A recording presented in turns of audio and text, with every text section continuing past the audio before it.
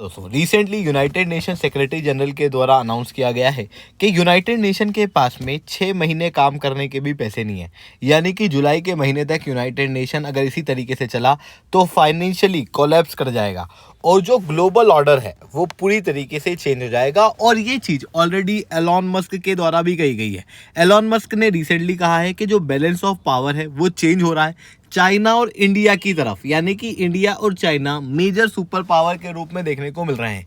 हालांकि ये जो भी डेवलपमेंट है इसको काफ़ी पहले भारत के external affair minister S Jaishankar साहब ने प्रेडिक्ट कर दिया था, जब इन्होंने कहा था कि अगर यूनाइटेड नेशन नहीं बदला तो फिर यूनाइटेड नेशन खत्म हो जाएगा और नया ऑर्डर क्रिएट होगा जो कि इंडिया और चाइना लेड होगा। वही चीज़ यहाँ पर हम लोगों को देखने को मिल रही है। अब दोस्तों एग्जैक्टली यहाँ पर क्या हुआ है इसे मैं शुभदीप चौहान डिटेल में आप लोगों के साथ में चर्चा करूंगा, बट उसके पहले आप लोग मेरे साथ में SRC10 टेलीग्राम ग्रुप के ऊपर जुड़ सकते हो।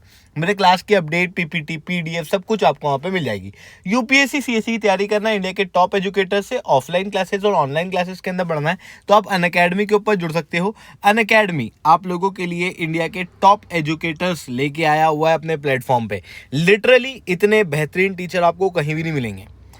अभी अगर आप अनअकैडमी का फ्री ट्रायल लेना चाहते हो अगले 3 दिन के लिए तो नीचे डिस्क्रिप्शन के अंदर मैंने एक लिंक दी हुई है, उस लिंक को खोलना। वहां पर जब कोड मांगे तो वहां पर SRC10 कोड डाल देना, जिसके बाद अनअकैडमी के जितने भी कोर्सेज हैं, जितने भी PDF नोट्स हैं, टेस्ट सीरीज हैं, ये सब कुछ आपको फ्री ऑफ कॉस्ट मिल जाएंगे। इवन अनअकैडमी का जो पूरा प्लस सब्सक्रिप्शन है वो अगले 3 दिन के लिए आप लोगों को फ्री ऑफ कॉस्ट मिलने वाला है। साथ में SRC10 कोड आपको याद रखना है क्योंकि इसी कोड के जरिए आपको 60% तक का डिस्काउंट मिलेगा जब आप अनअकैडमी का सब्सक्रिप्शन लोगे तो। यानी कि अनअकैडमी का सब्सक्रिप्शन जो कि 2 साल का 62,498 का है, वो अगर आप इस कोड को अप्लाई करोगे तो केवल 24,999 के अंदर आप लोगों को मिल जाएगा। चलिए दोस्तों समझने का प्रयास करते हैं यहाँ पे क्या हुआ है। रिसेंटली यूनाइटेड नेशन के सेक्रेटरी जनरल के द्वारा इस बात को अनाउंस कर दिया गया है कि यूनाइटेड नेशन के अंदर पैसे नहीं हैं और जो कैश है वो पूरा खत्म होने की स्थिति पे आ चुका है। अब आप कहोगे यूनाइटेड नेशन में कैश, ये कौन सी बात हुई? देखो यूनाइटेड नेशन ग्लोबल लेवल की संस्था है, इसको चलाने के लिए बहुत सारा फंड लगता है और ये फंड आता है बेसिकली एनुअल पेमेंट से। हर देश जो यूनाइटेड नेशन का मेंबर है वो एक एनुअल पेमेंट देता है। साथ में कई सारे देश अपना वॉलंटरी कॉन्ट्रीब्यूशंस देते हैं। इवन कई सारे जो प्राइवेट बिजनेसेस हैं ये भी यूनाइटेड नेशन के अंदर फंडिंग करते हैं, इनके जरिए यूनाइटेड नेशन के अंदर पैसा आता है। अब क्या हुआ कि जो मैंडेटरी ड्यूज़ हैं जो हर एक देश यूनाइटेड नेशन के अंदर देता है वो अभी के समय पे काफ़ी ज़्यादा ड्यू है, यानी कि लगभग $2.196 बिलियन का ड्यू है, जिसके अंदर से यूनाइटेड स्टेट्स ऑफ अमेरिका जो कि one of the major contributor था उसने पैसा देना बिल्कुल ही बंद कर दिया है। इसके अलावा जो दूसरी पीस कीपिंग फोर्सेज वगैरह जिनको वॉलंटरी कंट्रीब्यूशन मिलता था वो भी नहीं मिल रहा, जिसके कारण से वो भी काफ़ी ज़्यादा स्ट्रेस के अंदर आ चुके हैं।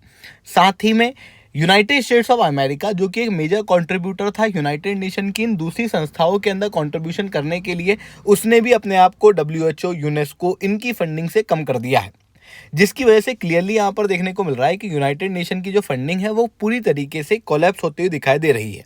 अभी के समय पे यूनाइटेड नेशन के अंदर $1.568 बिलियन का अनपेड ड्यूज रखा हुआ है, यानी कि ये जो पैसा है ये लोन में है अभी के समय पे यूनाइटेड नेशन की हालत ऐसी है कि यूनाइटेड नेशन के पास में जो पैसा है वो जुलाई 2026 तक खत्म हो जाएगा।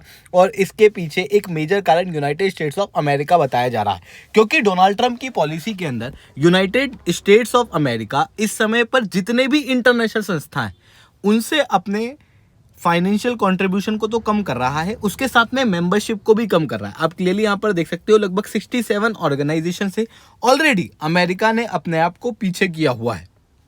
अब जब एक तरफ मेजर कंट्रीज जिनको यहाँ पर ज़्यादा कंट्रीब्यूशन करना चाहिए था उनका कंट्रीब्यूशन कम होता हुआ दिखाई दे रहा है, तो दूसरी तरफ जो दूसरे देश है जैसे इंडिया, चाइना, ब्राज़ील, ये देश एक मेजर उम्मीद के रूप में उभर के आते हुए दिखाई दे रहे हैं and they will become a new super power. देखो अभी तक क्या होता था कि जब हम लोग बात करते थे सुपर पावर की तो जो सुपर पावर्स हैं, अमेरिका है, रशिया है, वेस्टर्न वर्ल्ड है, ये पूरे वर्ल्ड पे रूल क्यों कर पाते थे? क्योंकि इनके पास में इस तरीके की इंटरनेशनल संस्थाएं थी जिनकी बदौलत ये अपनी इच्छाओं को, अपने नैरेटिव्स को पूरे ग्लोबल लेवल पे थोप पाते थे। पर अब क्या हो रहा है, वो चीज़ होना यहाँ पर क्लियरली बंद हो चुकी है, क्योंकि यूनाइटेड नेशन और जो भी संस्थाएं अभी तक वेस्ट लेड थी वो अब कोलैप्स होती हुई दिखाई दे रही है। वहीं दूसरी तरफ एक नया ग्लोबल ऑर्डर क्रिएट हो रहा है। ये बात मैंने तो कही है, साथ में एलॉन मस्क ने भी रिसेंटली ट्वीट करके कही है। इन्होंने क्लियरली कहा कि जो ग्लोबल लेवल पे मेजर कंट्रीब्यूटर कंट्रीज हैं, जो जीडीपी के अंदर कंट्रीब्यूशन करती हैं, उनके अंदर चाइना फर्स्ट पे है, इंडिया सेकंड पे है और यूएस थर्ड पे है। यानी कि इंडिया और चाइना ने अमेरिका को पीछे छोड़ दिया है। और आज के समय पे अगर मैं सुपर पावर्स की बात करूं तो power one of the major factor किसी भी देश की पावर में होता है उसका इकोनॉमिक कंट्रीब्यूशन। और इकोनॉमिक कंट्रीब्यूशन अब भारत और चाइना का काफ़ी आगे निकलता हुआ दिखाई दे रहा है अमेरिका के मुकाबले। आप क्लियरली यहाँ पर देख सकते हो जो मार्जिन है वो लगभग डबल देखने को मिलेगा, जिसके बाद जो ग्लोबल पावर है वो शिफ्ट होते हुए दिखाई दे रही है। और इवन जो यूनाइटेड नेशन है उसके पास अब अमेरिका की फंडिंग और बाकी जो वेस्टर्न कंट्रियों की फंडिंग है वो कम होते हुए दिखाई दे रही है। तो ऐसी कंडीशन में इंडिया और चाइना एक मेजर होप के रूप में दिखाई दे रहे हैं, क्योंकि इंडिया अगर आप आज के समय पे देखोगे तो it is fastest growing major economy, fifth largest economy है, जो कि आने वाले समय में थर्ड लार्जेस्ट इकोनॉमी बनने वाली है। कंपेरेटिव पॉलिटिकल स्टेबिलिटी भारत की पॉलिसी के अंदर देखने को मिलती है। अमेरिका की बात करूं तो आए दिन उनकी पॉलिसी चेंज हो जाती है, जबकि आप अगर इंडिया को देखोगे तो इंडिया के अंदर वैसी चीज़ें देखने को नहीं मिलती। साथ में भारत हमेशा यूनाइटेड नेशन के ड्यूज जो है वो समय पे करता है, ना तो कभी भी डिफंड होने का थ्रेट यूनाइटेड नेशन को नहीं होता। साथ में पीस कीपिंग फोर्स के अंदर भी सबसे मेजर कंट्रीब्यूटर के रूप में इंडिया देखने को मिलता है। ऐसी कंडीशन में यूनाइटेड नेशन के इस क्राइसिस के समय पे इंडिया एक मेजर होप के रूप में देखा जा सकता है। और अगर इंडिया यहाँ पर यूनाइटेड नेशन की मदद करता है तो ऐसी कंडीशन में जो यूनाइटेड नेशन के अंदर रिफॉर्म्स हैं जो इंडिया ने सालों से सजेस्ट किए हुए हैं, जहाँ पर परमानेंट सीट्स को बढ़ाया जाना चाहिए, वीटो पावर के अंदर रिफॉर्म किया जाना चाहिए, जहां पर इंडिया को भी यहां पर वीटो पावर मिलनी चाहिए। इसकी बात ऑलरेडी भारत ने की हुई है। साथ में ग्लोबल साउथ को ग्रेटर वॉइस मिलनी चाहिए, पीस कीपिंग फोर्स के अंदर भी रिफॉर्म किया जाना चाहिए। ये सारी चीज़ें हो पाएंगी अगर इंडिया यहाँ पर यूनाइटेड नेशन के मसीहा के रूप में उभर के आता है तो। पर अगर इंडिया यहाँ पर यूनाइटेड नेशन के मसीहा के रूप में नहीं उभर के आता तो क्या होगा? तो ऑब्वियसली यूनाइटेड नेशन कोलैप्स कर जाएगा।